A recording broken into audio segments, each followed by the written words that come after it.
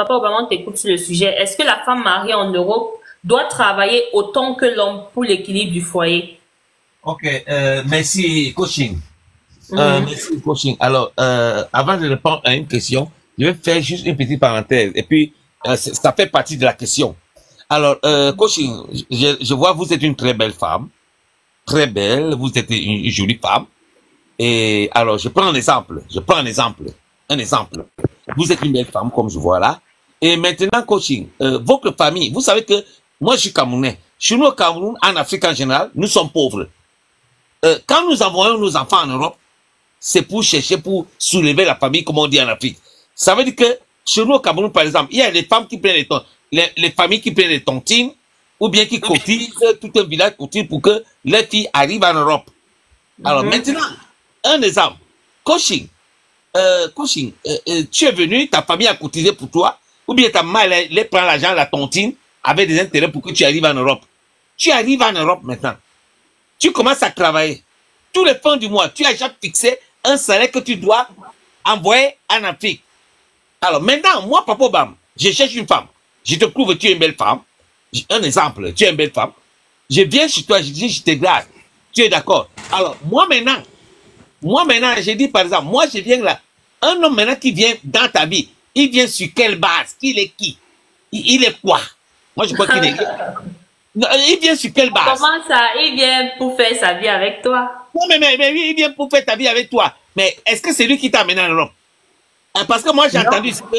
Attendez, quand j'ai entendu ici que c'est pas toi qui m'as payé le billet d'avion pour venir en Europe. C'est toi qui m'as... On est venus tous ensemble ici. Donc ça veut dire que là maintenant tu trouves deux hommes, un autre homme. Lui, elle est un homme. C'est seulement qu'elle est femme, mais c'est un homme qui est déjà là. Ça veut dire que c'est une entreprise familiale qui est déjà là. Donc ça veut dire toi tu vas chercher quoi là-bas? Toi l'homme qui va régler, tu vas chercher quoi là-bas? C'est le problème. Puisqu'elle est un homme. Alors je vais parler de que à partir du moment qu'une femme sort, elle va travailler, elle met l'argent, elle participe au chat. Ça veut dire que vous êtes deux hommes dans la maison. Donc ça veut dire que toi l'homme tu n'as plus d'autorité. Voilà un gars comme là qui peut que je fais la divorcer à sa femme. Papa, quand je rentre, je ne trouve même pas la nourriture. Et j'ai dit, mais tu vas couler la nourriture comment? Elle est sortie, elle est fatiguée. Toi aussi, tu es sorti, vous êtes fatigué. Voilà. Tu veux quoi? Tu ne seras pas heureuse. Donc, ça veut dire que vous êtes deux hommes dans la maison. Et moi, dans ma culture conservatrice camerounaise, conservateur, on sait que c'est l'homme qui va travailler et la femme qui... Et puis les femmes. Moi, je connais très bien ça. Moi, j'ai 23 ans de mariage, je connais très bien les femmes. À partir du moment qu'une femme commence à payer ou déposer une partie là, mon frère, l'autorité de l'homme est bafouée, tu ne vas que, tu seras seulement dans la mer. Donc moi j'ai fait ceci, quand j'ai vu ça, j'ai dit moi, ça me dépasse, ça fait 32 ans que je suis habillé en Europe. J'ai dit je rentre chez moi au Cameroun chercher ma soeur. Comme ça je vais l'éduquer à ma manière.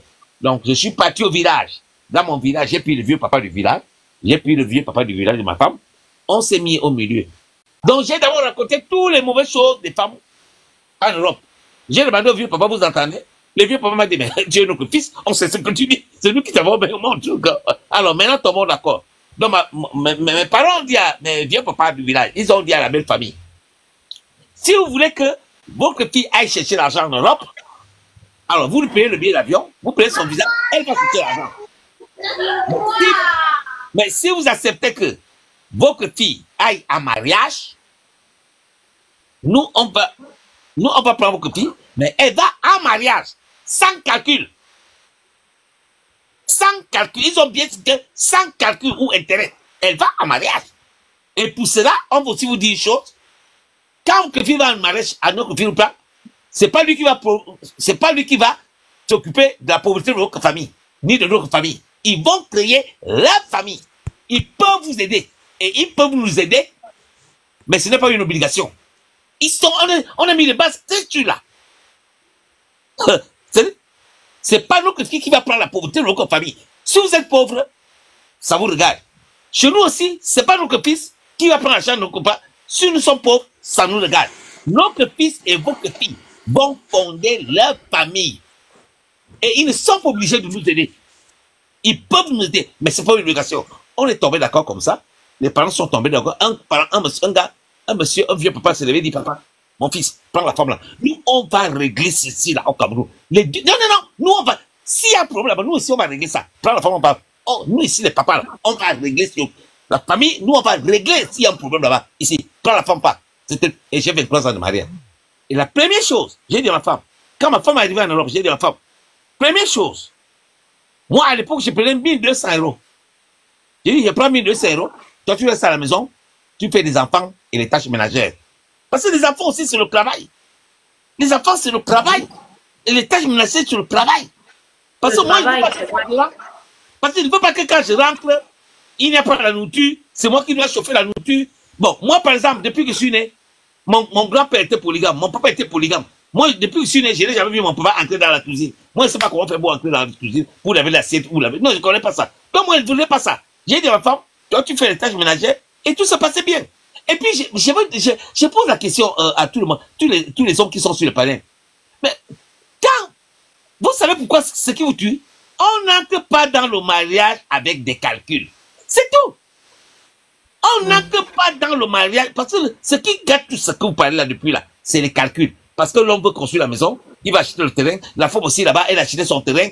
Voilà, ça veut dire que c'est deux bandits, vous déjà deux bandits. Mais comment ça va marcher? Toi la femme, tu as déjà acheté le terrain, ton mari n'est pas au courant, la balance c'est quoi? Voilà alors ce qui gâte. Mais moi, j'ai dit à ma femme, écoute, tu restes là, comme ça. Et puis je lui dis, l'argent, hein. L'argent n'est pas beaucoup. Parce que j'ai entendu à quelqu'un dire qu'il faut avoir 4 000 euros. Non, moi j'avais 1200 euros. Et j'ai loué dans une chambre à 350 euros. Et à ma femme, j'ai dit, on va rester ici. Et nous tous, nous sommes des Africains. On sait où on prend le kilogramme de riz à 1 euro, le kilogramme de riz à 3 euros, là-bas le poisson là. On sait. Et on mange, c'est tout. Et à la fin du mois, j'ai payé 1200 euros. Et quand ma femme a couché, on m'a encore donné 200 euros. À l'époque, j'étais en Italie. On m'a donné 200 euros, je me gagnais 1400 euros. Donc maintenant, je suis allé à la commune. Je suis allé voir le maire. Je lui ai dit, écoute, j'ai 2 enfants, ma femme, j'habite dans une chambre. Le maire dit, mais impossible ça. Mais il fallait me dire ça depuis. Tout le suite là. Il a dit, je vais te couvrir une maison. Il m'a couvert une maison, 2 chambres, salon, cuisine. Il dit, mais tu habites dans une chambre. Il fallait me dire ça depuis. Il fallait venir ici, on te couvre une chambre. Donc, du coup, le maire m'a dit, non, reste là. On va te couvrir une maison, Casa Popolare. Ils m'ont couvert une belle maison, jolie. Ils m'ont dit, bon, tu vas payer 450 euros, non? Oui. Et moi, je prenais quand même 1400, 950 euros là. Et nous, tous, nous sommes là. On sait que, avec moins 200 euros, tu sais qu'on prend le kilogramme de riz là-bas, 1 euro, là-bas, la viande comme ça. Et à la fin du mois, je me retrouve même avec 700 euros là, et j'ai mis à côté. Mais vous voulez même quoi? Vous voulez que l'argent encore? Et ma femme était là, j'ai dit, bon, tu prends même tes 200 euros, on mettait 500 euros. Et c'est pas la vie là. Vous voulez faire trop de calcul. Parce que j'entends ici là que, non, quel projet? Et puis, je vais vous parler, maintenant, vous parlez de projet. Alors, vous allez économiser l'argent pour aller construire en Afrique, au Cameroun, mais vous n'habitez pas là-bas. Attendez, économiser. Moi, je vous conseille que achetez la maison. Vous conseillez, quand vous allez l'acheter, quand vous vendez la maison, 400, 500 000 euros, 600 000 euros, là, vous partez investir. Mais vous ne pouvez pas aller construire une maison où vous n'habitez pas. Moi, je dis en femme qu'on est venu vivre en Europe. On ne peut pas aller construire une maison ou investir où on ne vit pas. Merci de m'avoir donné la parole.